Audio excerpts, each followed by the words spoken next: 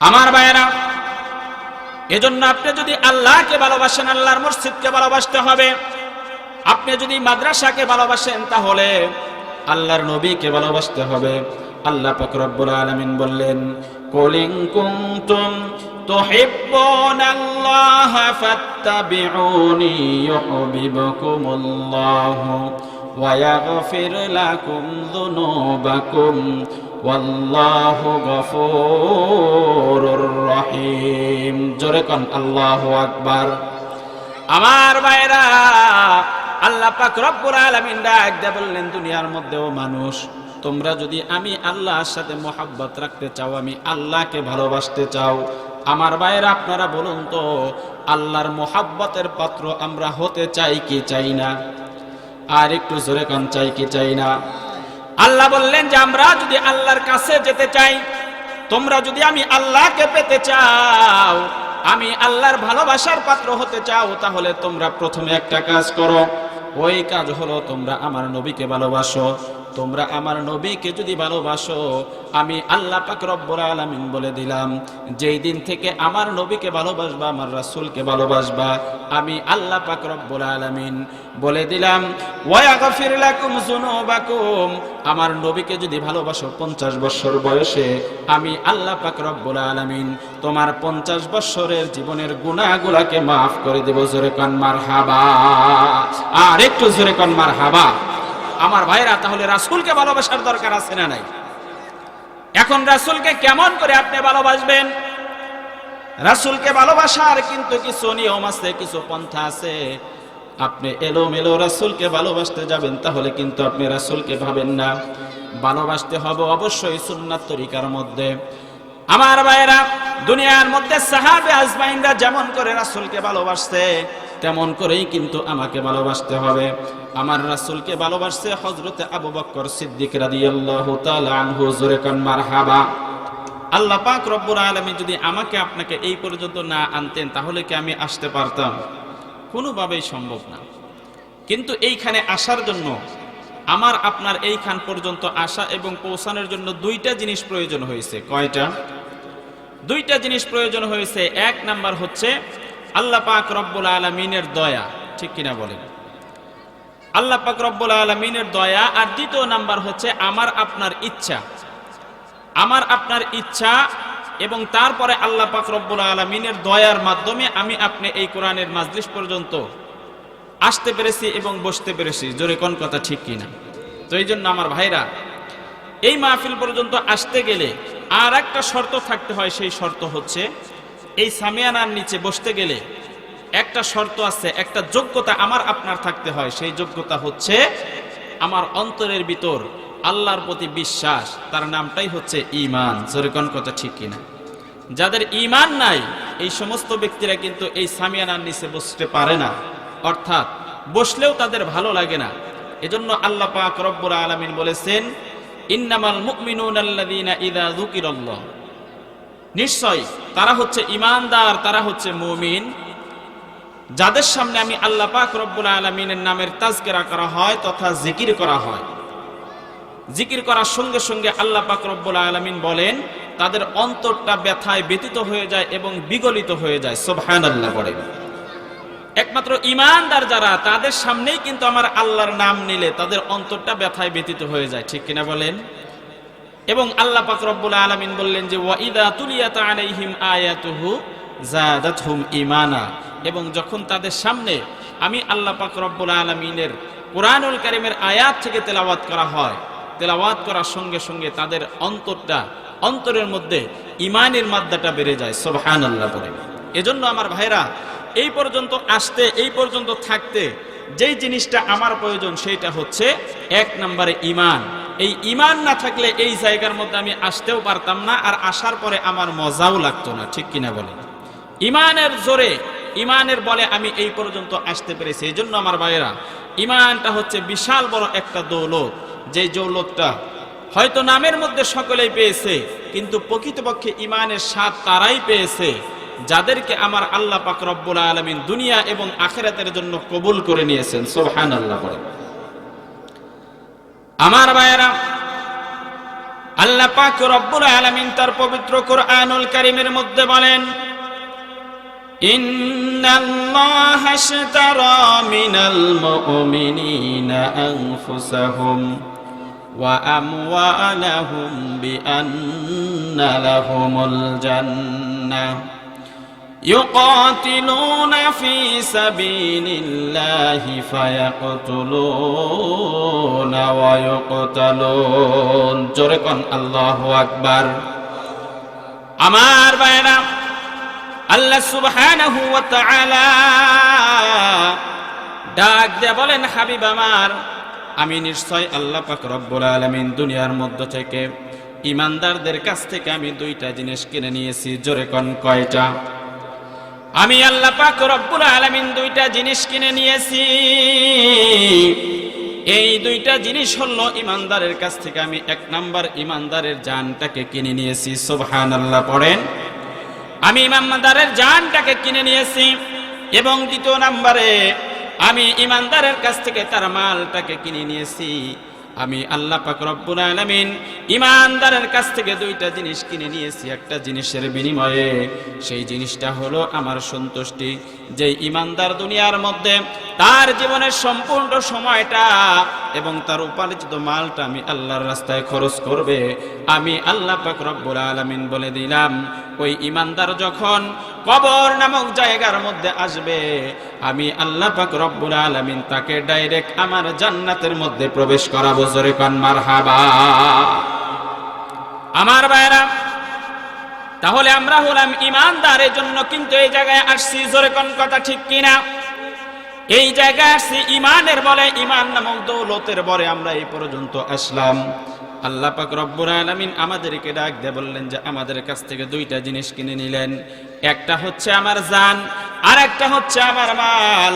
আচ্ছা বলুন তো, একটা জিনিস যদি কোনো ব্যক্তি বাজারের মধ্যে নিয়ে বিক্রি করে দেয়, বিক্রি করে দেওয়ার পরে ওই জিনিসটার হস্তক্ষেপ, ওই জিনিসটার মাতব্বরে আসলে কি যিনি বিক্রি করে তার হাতে কি আরো থাকে?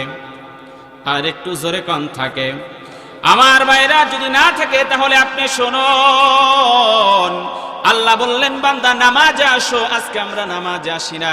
আল্লাহ বললেন যে বান্দা হকের পথে চলো, আমরা হকের পথে চলি না।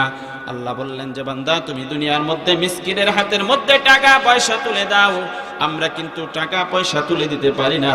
তাহলে বুঝতে হবে যে আমি ঈমানদার দাবি করি, কিন্তু আসলেই আমার জান এবং মাল আমি এখন পর্যন্ত আল্লাহর কাছে তাওয়াক্কুল করতে পারি নাই। জোরে কোন কথা ঠিক কিনা? এখন পর্যন্ত আমি করতে পারি নাই। এজন্য আজকে আমার এই দশা। আজকে এতগুলা মাইক দিয়ে আপনাকে এই কোরআনের ময়দানে ডাকা হয়, কিন্তু কোরআনের ময়দানে আপনার যেতে ভালো লাগে না, হাদিসের কথা শুনতে আপনার ভালো লাগে না। আপনার ভালো লাগে দুই বন্ধু মিলে গল্প করতে, বাড়ির মধ্যে বসে থাকতে। জোরে কোন কথা ঠিক কিনা? বুঝতে হবে কপালটা পুড়ে গেছে, এই কপালের মধ্যে শয়তানে বাসা বেঁধেছে। এজন্য আজকে আমার কোরআনের ময়দানে যেতে মন চায় না।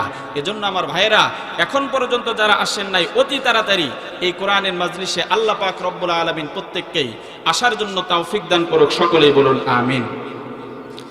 আমার ভাইরা, আমি বলতেছিলাম ঈমানটা হচ্ছে এমন একটা দৌলত, যেই দৌলতটা যেই সমস্ত ব্যক্তিদের ভিতরে আছে, আল্লাহ পাক রব্বুল আলামিন বললেন ওই সমস্ত ব্যক্তিদের লা খাউফুন আলাইহিম ওয়ালা হুম ইয়াহজানুন। দুনিয়ার মধ্যে কোনো ভয় নাই, আখিরাতের মধ্যেও কোনো ভয় নাই। আমি আল্লাহ পাক রব্বুল আলামিন তাদের দুনিয়াটা সফল করে দিয়ে আখিরাতের ময়দানে আমি আল্লাহ পাক রব্বুল আলামিন আমার সন্তুষ্টি দিয়ে ফেরেশতার মাধ্যমে তাদের জন্য আমার জান্নাতটা আমি খুলে দিব। জোরে কোন মারহাবা। আমার ভাইরা, ঈমানদারের কয়েকটা বৈশিষ্ট্য আল্লাহ পাক রব্বুল আলামিন বলেছেন। সেই বৈশিষ্ট্য পবিত্র কোরআনুল কারীমের মধ্যে বলেছেন। আপনার পুরো কোরআন তেলাওয়াত করতে হবে না। পবিত্র কোরআনুল কারীমের দ্বিতীয় সূরা সূরাতুল বাকারার প্রথম আয়াতের মধ্যে আল্লাহ পাক রব্বুল আলামিন তিনটা গুণের কথা বলেছেন। জোরে কোন কয়টা? আর একটু জোরে কোন কয়টা? তিনটা গুণের কথা আল্লাহ পাক রব্বুল আলামিন বলেছেন।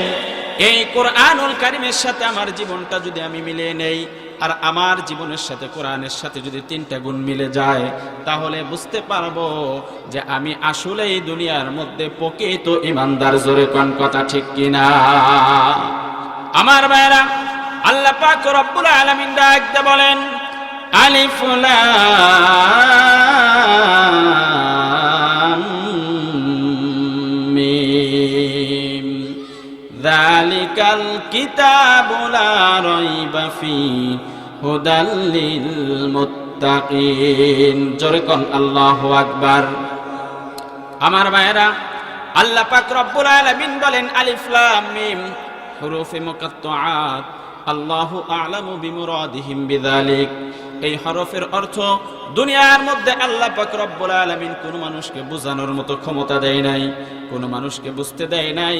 আল্লাহ পাক রব্বুল আলামিন বলেন, এই হরফে মুকাত্তাআতের কি অর্থ, কি তরজমা, কি ব্যাখ্যা, এই সমস্ত বিষয়গুলো আমি স্পেশাল হিসাবে আমি আল্লাহ পাক রব্বুল আলামিন আমি নিজেই নিজের ভিতরে রেখে দিয়েছি। জোরে কোন মারহাবা।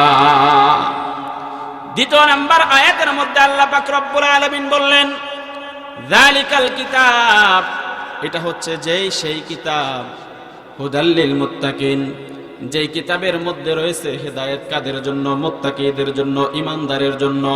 আমার ভাইরা, এই কিতাবটা হচ্ছে এমন একটা কিতাব, যেই ব্যক্তির সামনে তেলাওয়াত করা হোক না কেন, আল্লাহ পাক রব্বুল আলামিনের কিতাব তেলাওয়াত করলে ওই ব্যক্তিদের কানের মধ্যে মজা এসে যায়, অন্তরের মধ্যে মজা এসে যায়। জোরে কোন কথা ঠিক কিনা? আমার ভাইরা, জীবনটা ভর আপনি নামাজ পড়লেন মসজিদের মধ্যে, প্রত্যেকটা নামাজের প্রত্যেকটা ওয়াক্তে প্রত্যেকটা রাকাতের মধ্যে ইমাম সাহেব কিন্তু নিরবধি একটা সূরা পড়ে, সূরাতুল ফাতিহা। জানেন আপনারা, সূরাতুল ফাতিহা পড়ে। আপনারা লক্ষ্য করবেন যে এক এক ইমামের পেছনে পড়ছেন সূরাতুল ফাতিহা, এক এক লেহানে প্রত্যেকে তেলাওয়াত করে। কিন্তু আল্লাহর কসম করে বলি, যে যেইভাবেই পড়ুক না কেন, প্রত্যেকের পড়া আমাদের অন্তরের ভিতরে মজা লাগে। জোরে কোন কথা ঠিক কিনা? কোনদিন কোন মানুষ আলহামদুলিল্লাহ সূরা শোনার পরে বিরক্ত হয় নাই, অন্তরে কোনোদিন বিরক্ত লাগে নাই। একটা গান যখন মার্কেটের মধ্যে বের হয়, চতুর্দিকে গানের ধ্বনি শোনা যায়, কিন্তু দেখা যায় যে 1 মাস 1.5 মাস, বড় জোর 2 মাস পরে আর ওই গানটা মার্কেটের মধ্যে থাকে না। কিন্তু আল্লাহ বললেন যে আমি এই কোরআনকে মানুষের অন্তরের সাথে এমন একটা গভীর মহব্বত তৈরি করে দিয়েছি যে মানুষ যত এই কোরআনুল কারীমের তেলাওয়াত শুনবে, আমি আল্লাহ তার ঈমানদারের ঈমানটা আরো বাড়িয়ে দিব। সুবহানাল্লাহ বলেন। আমার ভাইরা, এজন্য আল্লাহ পাক রব্বুল আলামিন বললেন, যালিকাল কিতাব, এটা হচ্ছে সেই কিতাব, যেই কিতাবের মধ্যে রয়েছে আমার হেদায়েত, হুদাল লিল মুত্তাকিন, হেদায়েতটা কাদের জন্য? ঈমানদারের জন্য। তারপরে আল্লাহ পাক রব্বুল আলামিন বললেন, আল্লাযীনা ইউমিনুনা বিল গায়বি ওয়া ইউকিমুনাস সালাতা ওয়া মিম্মা রাযাকনাহুম ইউনফিকুন। জোরে কোন আল্লাহু আকবার। আমার ভাইরা, আল্লাহ পাক রব্বুল আলামিন এই আয়াতের মধ্যে একজন ঈমানদারের জন্য 3টা বৈশিষ্ট্য বলে দিয়েছেন। এই 3টা বৈশিষ্ট্য যদি আপনার ভিতরে থাকে, আমার ভিতরে থাকে, তাহলেই বুঝতে পারবো আমি ঈমানদার, আপনি ঈমানদার। আর এই 3টা বৈশিষ্ট্য যদি আমার আপনার ভিতরে না থাকে, তাহলে বুঝতে হবে যে আমার ঈমানের মধ্যে কমতি আছে। জোরে কোন কথা ঠিক কিনা? আল্লাহ পাক রব্বুল আলামিন বললেন, আল্লাযীনা ইউমিনুনা বিল গায়ব। আল্লাহ পাক রব্বুল আলামিন বললেন যে একজন ঈমানদারের ঈমান গ্রহণ করার জন্য 1 নাম্বার শর্ত হচ্ছে গায়বকে বিশ্বাস করা। আচ্ছা বলুন তো, আল্লাহকে কি দেখা যায় নাকি আল্লাহ গায়ব? জোরে বলেন। আল্লাহকে আমরা দেখতে পারি না, না দেখে অন্তরের ভিতরে বিশ্বাস স্থাপন করেছি। জোরে কোন কথা ঠিক কিনা? আমার ভাইয়েরা, এই জায়গার মধ্যে কি এমন একজন মানুষ আছেন যেই ব্যক্তি হাত তুলে বলতে পারবেন যে হুজুর আমি ফেরেশতাদেরকে দেখেছি? আছে কি? যদি না থাকে, তাহলেও কিন্তু আমরা অন্তরের মধ্যে বিশ্বাস করি যে ফেরেশতা আছে, এবং এই ফেরেশতা দিয়ে আল্লাহ পাক রব্বুল আলামিন দুনিয়াটাকে কন্ট্রোল করে। জোরে কোন কথা ঠিক কিনা? আমরা ঈমানদার বিশ্বাস করি জান্নাত, বিশ্বাস করি জাহান্নাম, আমরা বিশ্বাস করি ফুলসিরাত, বিশ্বাস করি মিজান। আল্লাহ পাক রব্বুল আলামিন বলেন যে এই গায়বগুলোর প্রতি যার বিশ্বাস আছে, ওই ব্যক্তি হলো ঈমানের প্রথম শাখার মধ্যে পা রাখছে। জোরে কোন মারহাবা। আল্লাহ পাক রব্বুল আলামিন বললেন, আল্লাযীনা ইউমিনুনা বিল গায়ব ওয়া ইউকিমুনাস সালাত। একজন ব্যক্তি যদি দাবি করে যে আমি ইমানদার হলাম, আমি আল্লাহর প্রতি ঈমান আনলাম, আমি একজন পাক্কা ইমানদার হলাম, ইমানদার শুধু গায়বকে বিশ্বাস করে বসে থাকে না, ওয়া ইউকিমুনাস সালাত, গায়বকে বিশ্বাস করার সাথে সাথে ইমানদার 5 ওয়াক্ত নামাজের তালকিন করে। জোরে কোন কথা ঠিক কিনা? আমার ভাইরা, সমাজের মধ্যে দেখবেন যে অসংখ্য মানুষ এমন আছে, বড় বড় জট আছে না, এমন হাতের মধ্যে লোহার বালা পড়ে। কিছু কিছু মানুষ এমন আছে গায়ের মধ্যে সালার চট জড়ায়, জড়াইয়া বলে যে আমরাই হলো প্রকৃতপক্ষে ইমানদার। এত ইমান তাদের ভিতর, 40 দিন যায় গোসল করে না, 50 দিন যায় গোসল করে না, এবং নামাজের দ্বারে কাছেও যায় না। এমন লোক আছে না নাই?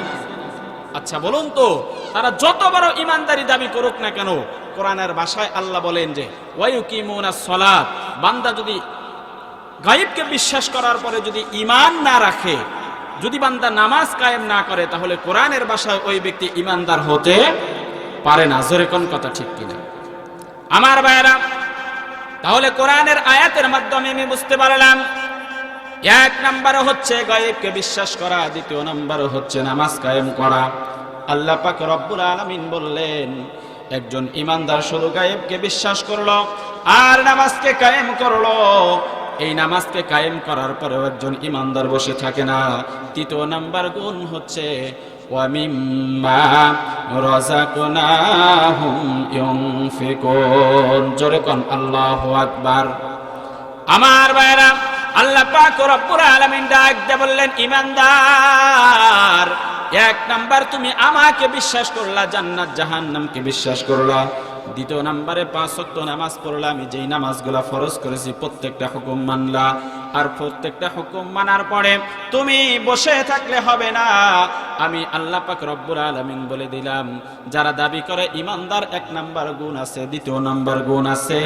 3 নাম্বারে হচ্ছে আমি আল্লাহ যেই পরিমাণ রিজিক তোমাকে দিয়েছি, ওই রিজিকের মধ্য থেকে আমি আল্লাহর রাস্তায় কিছু ব্যয় করতে হবে। জোরে কোন কথা ঠিক কিনা?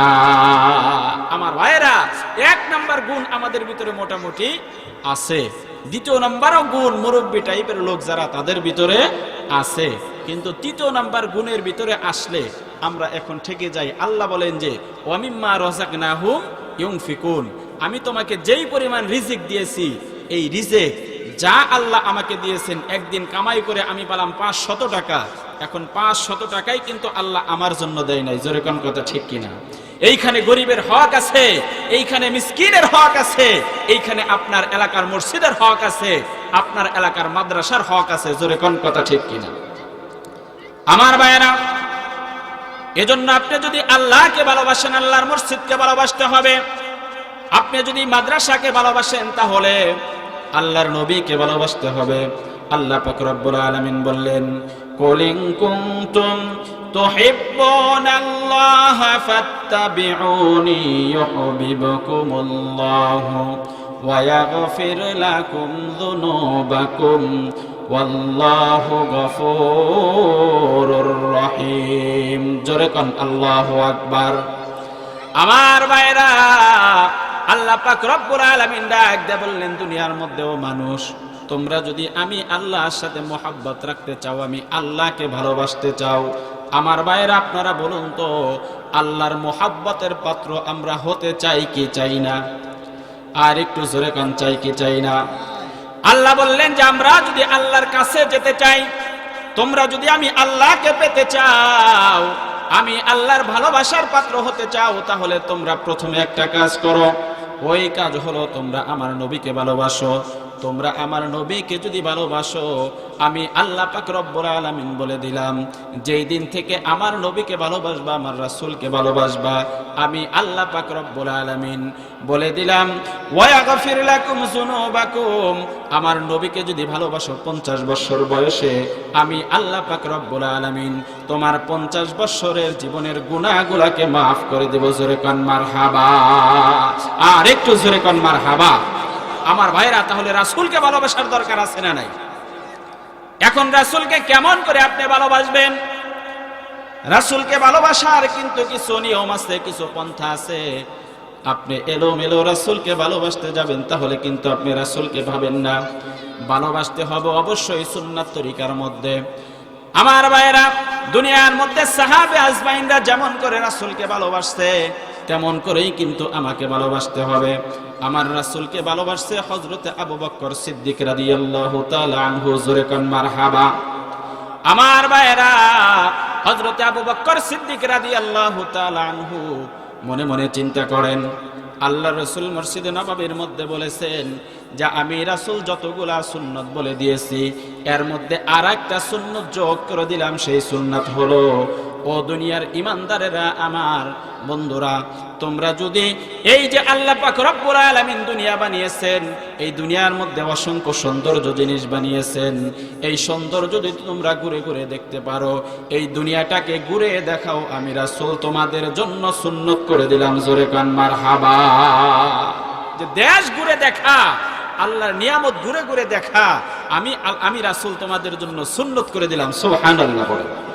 এজন্য আমার ভাইরা, একজন ইমানদার যদি ঘুরে ঘুরে ভ্রমণ করে, ধরেন যে আমাদের অঞ্চলের মধ্যে তো বড় বড় পাহাড় নাই, নাকি আছে? কথা বলেন, পাহাড় আছে? আমাদের অঞ্চলে পাহাড় নাই।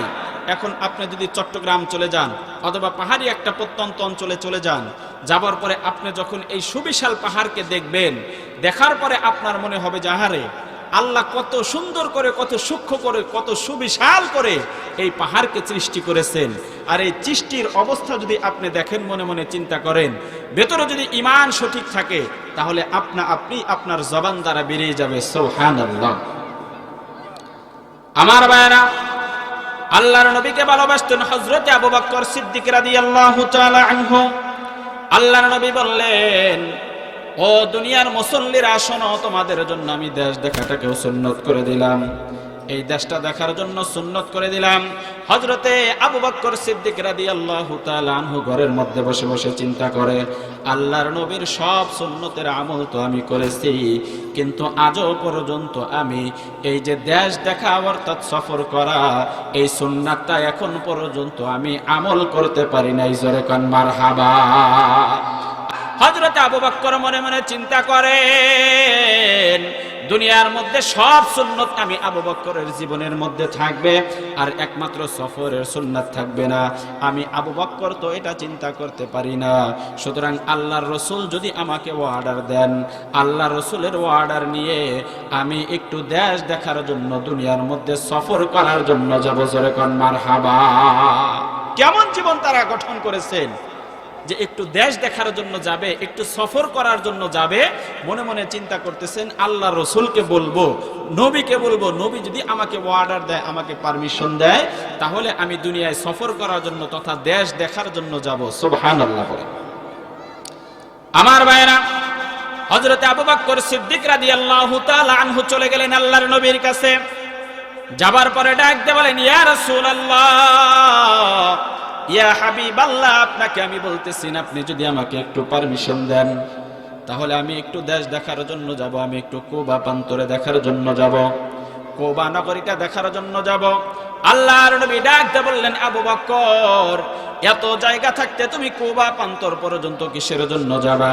ডাক দিয়ে বলেন, ইয়া রাসূলুল্লাহ, ইয়া হাবিবাল্লাহ, আমার অন্তর চায়, আমার মন চায়, এই কুবা প্রান্তরটা যেন আমি একটু ঘুরে ঘুরে দেখে আসি। জোরে কান মারহাবা। আমার ভাইরা, আল্লাহ রাসূল হযরতে আবু বকরকে অর্ডার দিলেন, আবু বকর, যাও যাও, তুমি কুবা প্রান্তর ঘুরে দেখে আসো। হযরত আবু বকর সিদ্দিক রাদিয়াল্লাহু তাআলা আনহু তার প্রয়োজনীয় জিনিসপত্র নিয়ে তিনি আস্তে আস্তে করে রওনা হয়ে গেলেন। রওনা হতে হতে সকাল বেলায় তিনি বাড়ির মধ্যে থেকে বের হয়েছেন। যেতে যেতে যখন ক্ষণিকটা যাওয়ার পরে যখন আসরের নামাজ আদায় করলেন, আসরের নামাজ আদায় করার পরে যখন মসজিদ থেকে বের হয়েছেন, বের হওয়ার পরে কিছু দূর এগিয়ে গেছেন, যাবার পরে দেখতেছেন রাস্তার মধ্যে কি যেন পড়ে রয়েছে, দেখা যায় কি যেন একটা দেখা যায়, এই রাস্তার মধ্যে চাদর দ্বারা ঢাকা। হযরতে আবু বকর আস্তে আস্তে করে ওই দিকে এগিয়ে গেলেন, আর যাবার পরে যখন চাদরটা তিনি উঁচু করলেন, হযরতে আবু বকর দেখলেন চাদরের নিচে তো অন্য কোনো কিছু নয়, চাদরের নিচে একজন ব্যক্তির, মৃত ব্যক্তির লাশ পড়া রয়েছে। জোরে কোন মারহাবা। একটা মৃত ব্যক্তির লাশ পড়া আছে, অথচ লাশের কাছে একটা মানুষজন, একটা কোনো মানুষ লাশের কাছে নাই। আল্লাহু আকবার বলে। আবু বকর মনে মনে চিন্তা করেন যে আমি আসলাম সফরে, আর এমন করে রাস্তার মধ্যে একটা লাশ চাদর দ্বারা ঢাকা রয়েছে, অথচ এই লাশের পাশে একটা মানুষও নাই। আচ্ছা বলুন তো, আমরা কি আমাদের এলাকার মধ্যে কোনো সময় এমন মৃত ব্যক্তির লাশ একেবারে একা একা জমিনের মধ্যে ফেলে রেখে দেই না? একটু আগে হুজুর ওয়াজ করছে যে যেই ব্যক্তির জানাজা পড়া যায় না সেই ব্যক্তির জানাজাও পড়ি। কিসের জন্য? মানুষ ভয় পাবে এজন্য যে ভূত হয়েছে অথবা পিচাস হয়েছে, জিন হয়েছে, এই ধরনের চিন্তা চেতনা করে আমরা জানাজা পড়ি। তা আবু বকর দেখলেন যে একটা ব্যক্তির লাশ এমন করে রাস্তার মধ্যে ফেলানো আছে। এখন মনে মনে চিন্তা করতেছেন যে সফর করা যতই সুন্নত হোক না কেন, তার চাইতে বড় সুন্নাত হলো কোনো ব্যক্তি যদি মৃত্যুবরণ করে তাহলে ওই ব্যক্তিকে সুন্দরভাবে জানাজা করে ওই ব্যক্তির জন্য দাফনের ব্যবস্থা করা। জোরে কোন কথা ঠিক কিনা? আমার ভাইয়ারা, আমি বলতেছি হযরত আবু বকর সিদ্দিক রাদিয়াল্লাহু তাআলা আনহু যখন এই লাশটা দেখলেন, দেখার পরে মনে মনে চিন্তা করলেন এই লাশটা যদিও দেখা যায় যে একটা অপরিচিত ব্যক্তির লাশ, কিন্তু আবু বকর যখন চাদরটা গুছাইলেন, চাদরটা গুছানোর পরে যখন ওই ব্যক্তির চোখের দিকে তাকালেন, তাকানোর সঙ্গে সঙ্গে হযরত আবু বকর সিদ্দিক রাদিয়াল্লাহু তাআলা আনহুর অন্তরের ভিতরে কেমন যেন আল্লাহ এবং আল্লাহর নবীর মহব্বতটা বেড়ে গেল। জোরে কোন মারহাবা। আমার ভাইরা, হযরত আবু বকর মনে মনে চিন্তা করেন আমি সফর করতে যাব ভালো কথা, কিন্তু এই লাশটাকে দাফন করার আগে আমি কোথাও যাব না। হযরত আবু বকর এদিকে তাকায়, ডানে তাকায়, বামে তাকায়, কোথাও কোনো মানুষ খুঁজে পাওয়া যায় না। এক পর্যায়ে দেখতে পারলেন পাশেই একটা বসত বাড়ির মতো এলাকা দেখা যায়। ওই এলাকায় হযরত আবু বকর চলে গেলেন, আর যাবার পরে এলাকার মানুষদেরকে ডাক দিয়ে বললেন, এলাকার মানুষ তোমরা শোনো, ওই যে রাস্তার মধ্যে একটা লাশ পড়া আছে, আসো সকলে মিলে ওই লাশটাকে সুন্দরভাবে গোসল দেওয়াই, সুন্দরভাবে দাফন করে কবরের মধ্যে রাখতে হবে। এলাকার মানুষ ডাক দিয়ে বলে, আবু বকর অন্য কথা বলবা মানব, কিন্তু ওই ব্যক্তির লাশের ব্যাপারে, ওই ব্যক্তির জানাজার ব্যাপারে আমাদেরকে কিছু বলতে পারবে না। জোরে কোন নাউজুবিল্লাহ। আমার ভাইরা, আবু বকর চিন্তিত হয়ে গেলেন, একটা মানুষের লাশ পড়া আছে, কিন্তু মানুষ কেন দাফন করবে না, মানুষ কেন কথা শোনে না? আবু বকর মনে মনে চিন্তা করলেন যে ওই ব্যক্তির লাশ যদি এলাকার কেউ দাফন না করে, আমি আবু বকর হলাম আল্লাহর নবীর 1 নাম্বার সাহাবী, এই যে দুনিয়ার সব মানুষ যদি দায়িত্ব ফেলে দেয়, আল্লাহর নবীর এই সুন্নাতটাকে আমি আবু বকর ফেলতে পারবো না। জোরে কোন মারহাবা। আর একটু জোরে কোন মারহাবা। আমার ভাইরা, আবু বকর ডাক দিয়ে বললেন, ও এলাকাবাসী, এখন তোমরা লাশের দাফন করবা না, জানাজার মধ্যে যাবা না, তোমরা লাশের বিষয় কোনো তথ্য দিবা না ভালো কথা, কিন্তু শুধু একবার একটা কথা বলো, সেই কথা হচ্ছে ওই ব্যক্তি হিন্দু নাকি ওই ব্যক্তি মুসলমান নাকি খ্রিস্টান আমি কোনো কিছুই জানি না। এখন লাশটাকে যদি দাফন করি, দাফন করার পরে যদি শুনি যে ওই ব্যক্তি আসলে হিন্দু, তাহলে তো আমি থেকে যাব, ওই হিন্দুদের কাছে আমি জবাব দিতে পারবো না। সুতরাং ওই ব্যক্তির নামটা একটু বলে দাও। এলাকাবাসী ডাক দেয় বলে, আবু বকর অন্য কোনো কথা বলবো না, ওই ব্যক্তির নাম হলো ফানাহাজ। জোরে কোন মারহাবা। ওই ব্যক্তির নামটা শুধু বললেন, হযরতে আবু বকর বুঝতে পারলেন যে যেই নাম বলেছেন এই নাম অবশ্যই অন্য কোনো মানুষের হতে পারে না, এই নামটা অবশ্যই মুসলমান একজন ব্যক্তির নাম। সুবহানাল্লাহ পড়েন। নাম শুনেই বোঝা গেল যে এই ব্যক্তি একজন মুসলমান। হযরতে আবু বকর বলেন যে যেহেতু বুঝতে পারছি এই ব্যক্তি মুসলমান, কালেমা পড়া মুসলমান, সুতরাং আমি আবু বকর একা হলেও ওই ব্যক্তির লাশকে দাফন করাবো, ওই ব্যক্তির লাশকে আমি একা একাই কবরের ভিতরে রাখবো। সুবহানাল্লাহ পড়েন।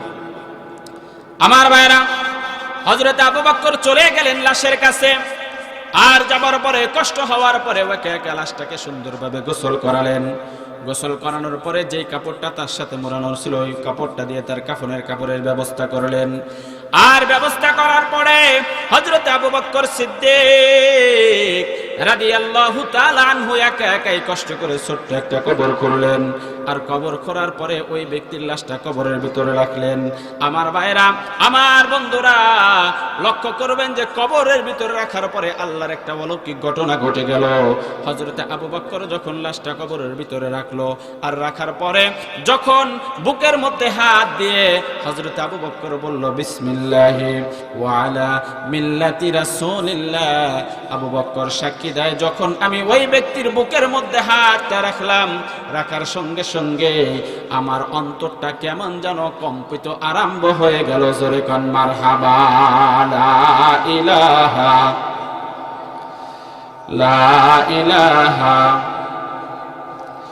লা ইলাহা লা ইলাহা ইল্লাল্লাহু মুহাম্মাদুর রাসূলুল্লাহ সাল্লাল্লাহু আলাইহি ওয়াসাল্লাম। আমার ভাইরা, আবু বকর যখন এই ব্যক্তির লাশটার মধ্যে কম্পিত হয়ে গেলেন, ওই অবস্থার মধ্যে কবরের মধ্যে রাখলেন, কবরের মাটিগুলা তিনি ছড়িয়ে ছিটিয়ে দিলেন। দেওয়ার পরে এইবার আবু বকর কবরের পাশে ছোট্ট করে একটু দোয়া করলেন। দোয়া করার পরে আস্তে করে কবর থেকে তিনি চলে যায়। যাবার পথে যখন 40 কদম পর্যন্ত যখন দূরে সরে গেছে, হঠাৎ করে লক্ষ্য করেন যে দূরের রাস্তা থেকে একজন বৃদ্ধ মহিলা লাঠি বর করে করে আবু বকরের দিকে এগিয়ে আসতেছেন। আমার ভাইরা, আস্তে আস্তে যখন বৃদ্ধ মহিলা হযরতে আবু বকর পর্যন্ত চলে আসলেন, আসার পরে হযরতে আবু বকর মহিলাটাকে সালাম দিলেন।